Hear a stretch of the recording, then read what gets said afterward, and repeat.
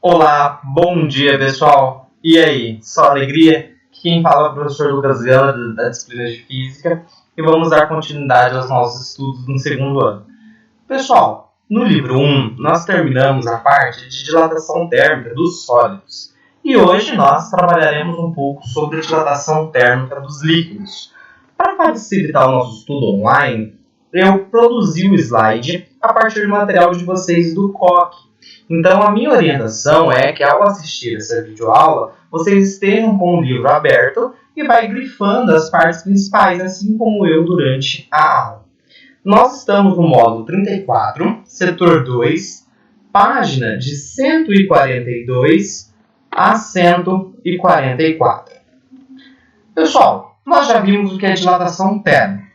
Dilatação térmica é um fenômeno físico no qual as dimensões de um corpo se expandem devido ao aumento de temperatura. Isso é dilatação térmica. Nós estudamos ela para os sólidos e agora vamos estudar para os líquidos. Primeiramente, a gente precisa lembrar de algumas características dos líquidos. Primeiro, os líquidos eles não possuem forma própria, isto é, assumem a forma do recipiente. Se você tem um recipiente esférico, o líquido fica no formato esférico. Se você tem um recipiente retangular, ele fica no formato retangular. E assim por diante. Porém, ele apresenta um volume definido pelo recipiente no qual ele contém. Para calcularmos a dilatação de um líquido, nós temos duas situações. Primeira situação é se a dilatação do frasco é desprezível. Porque a gente pode pensar o seguinte: se eu tenho um copo, e nesse copo eu tenho ele todo completo de líquido. Se a dilatação do sólido não importar, o tanto que o sólido dilata é o mesmo tanto que o líquido. Então isso facilita. Eu posso falar então que a dilatação volumétrica do líquido vai ser igual ao volume inicial do líquido vezes o coeficiente de dilatação volumétrica γ vezes a variação de temperatura. Às vezes vocês pensam assim, professor, a gente já viu essa fórmula anteriormente. Sim, a gente viu para sólidos. E o sólido acompanha a mesma dilatação do líquido. E isso para quando a dilatação do frasco é desprezível. Ou seja, o líquido dilata sozinho lá dentro. Então o sólido não está dilatando nesse caso. Pessoal, lembrando as unidades de medida, dilatação volumétrica, o importante é que o volume seja tratado na mesma unidade. Então, por exemplo, se você tratar em metros cúbicos aqui, tem que ser metros cúbicos aqui. Se você usar litros aqui, tem que ser litros aqui. E assim por diante. E o coeficiente de dilatação real do líquido é o nosso coeficiente alfa. Aliás, alfa não, gama. E lembrando que o gama ele é o triplo do alfa. Assim como nós vimos lá na parte de dilatação térmica dos sólidos. Entretanto, há uma outra possibilidade que é muito mais comum tratando-se de dilatação, aonde a dilatação do frasco ela é considerável ou não desprezível. Quando nós estudamos sólido, líquido e gás, eu disse o seguinte para vocês: o líquido ele tem mais energia do que o sólido. Pensa pela movimentação molecular. A movimentação do sólido é baixa. Enquanto você aquece o sólido e ele derrete pelo processo de fusão, o líquido, as moléculas possuem mais energia, elas estão em maior movimentação e, portanto, elas estão mais afastadas entre si. Portanto, toda vez que eu coloco um líquido para dilatar, ele sempre dilata mais do que o sólido. E isso é essa primeira informação que eu consigo justificar para vocês. O coeficiente de dilatação de todo líquido é maior do que o sólido. Quer ver um exemplo comum? Você abastece, por exemplo, combustível numa hora fria do dia. Você chega lá às 10 horas da noite, abastece. Coloca o máximo de combustível e não usa muito. Só volta para casa e depois deixa o carro o dia inteiro no sol. Se vocês perceberem, a gasolina vai entornar. Como assim entornar? Ela vai derramar. Por que ela vai derramar? Se na noite anterior você colocou o volume de gasolina no máximo que o tanque comporta, na hora que o sol esquenta, ela se dilata, só que a gasolina dilata mais do que o tanque, porque a gasolina é líquida e o coeficiente dela é maior do que o tanque que é sólido. Portanto, ele derrama. Para exemplificar isso, consideramos um recipiente que chamamos de frasco. Eu tenho um recipiente qualquer e esse recipiente é um frasco. Ele está totalmente cheio com esse volume de líquido inicial a uma temperatura inicial. Esse frasco tem uma abertura lateral que a gente chama de ladrão. Então, ladrão porque vai vazar o líquido a partir do momento que esse vaso dilatar. Quando a gente aquece esse conjunto a uma temperatura final θ, o volume do frasco inicial V0 passa a ser V final, porque o frasco se dilatou, ele está maior. O líquido dilatou junto com o sólido, só que mais porque o coeficiente dele é maior. Ou seja, o frasco aumentou, o líquido aumentou junto. Só que além de aumentar junto, ele ainda transbordou pelo ladrão, e aqui eu tenho esse líquido transbordado. Analisando rapidamente essa situação, parece que a dilatação do líquido foi apenas o transbordou, mas não foi. Por isso a gente fala que ela é a dilatação aparente, mas ela não é a única dilatação, porque o sólido também dilatou, o frasco também dilatou. Então eu tenho a dilatação aparente, que é o que transbordou, mais a dilatação do frasco, ou seja, o frasco dilatou junto com o líquido. Então, a primeira situação eu tenho a dilatação aparente. Para representá-la, eu vou usar o ΔV aparente, ou ΔVAP. Porém, com uma análise mais acurada, é possível perceber que houve também uma dilatação do frasco, que eu represento por ΔVF ou ΔV frasco. Então, o que acontece? Existem duas dilatações aqui do líquido. Existe a dilatação aparente, que transbordou, que é o que eu chamo aqui de ΔVAP, dilatação volumétrica aparente, e ainda eu tenho aqui a ΔV frasco, que é o quanto o líquido dilatou junto com o frasco. Então, se eu quero falar qual é a dilatação real do líquido, é a soma dessas duas. Então, a dilatação volumétrica real do líquido é a dilatação volumétrica aparente mais a dilatação volumétrica do frasco. Eu posso calcular cada uma dessas dilatações separadas. Uma dica que ajuda muito é que a fórmula é a mesma, só muda o coeficiente. Lembra no caso anterior que eu mostrei que a dilatação volumétrica era volume vezes coeficiente vezes Δθ.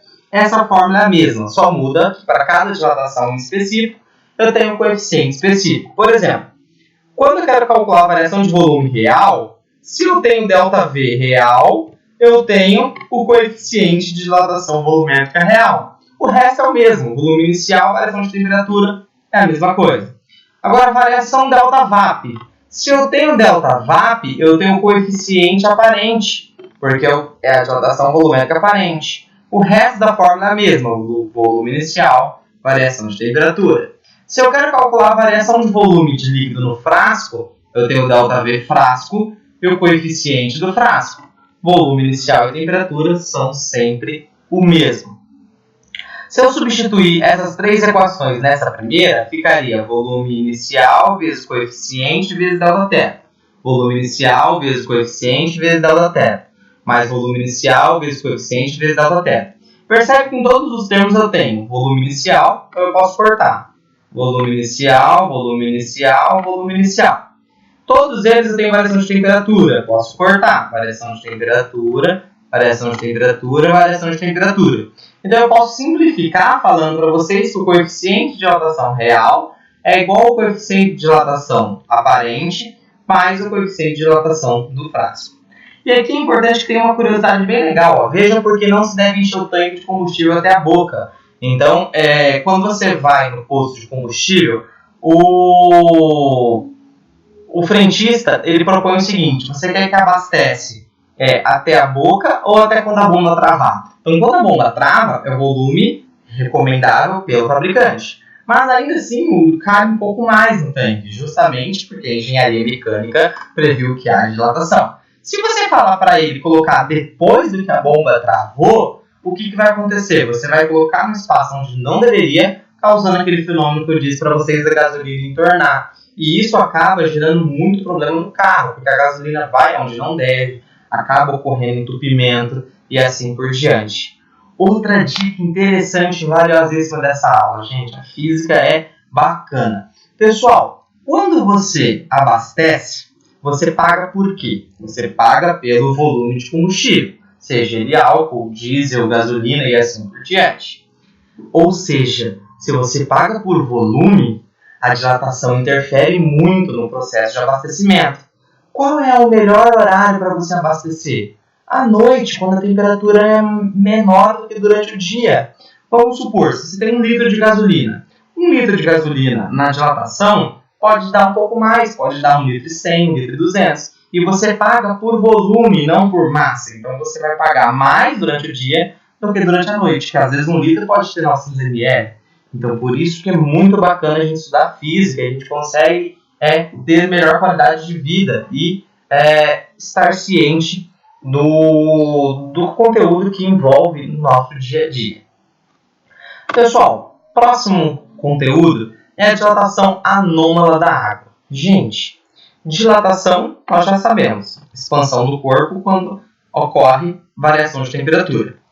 Anômala vem da anomalia, fora do normal.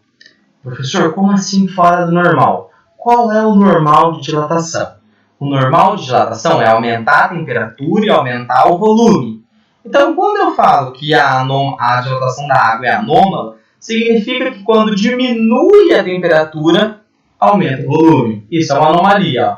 Então, com o aumento da temperatura, diminui o volume, e o contrário também é verdadeiro. Quando diminui a temperatura, existem algumas exceções. Imagina o seguinte, imagina quando você vai colocar água no congelador para fazer aquele tereré. Quando você coloca a água no congelador para fazer aquele tereré, existe uma regra, não é bagunçado. Quando você coloca a garrafa de água para fazer gelo, você não pode colocar a água até a tampa, né? Você precisa colocar até um pouquinho abaixo da tampa. Por quê? Porque o gelo ele vai dilatar, ou seja, a água ela entra em dilatação anômala numa temperatura entre 0 a 4 graus Celsius. Conforme a temperatura diminui, o volume se expande. Então, olha que coisa incrível. Aqui eu tenho a marca de 4 graus Celsius. Então, você colocou a água, ela está no estado líquido. Você espera que fique gelo para fazer aquele tereré maneiro.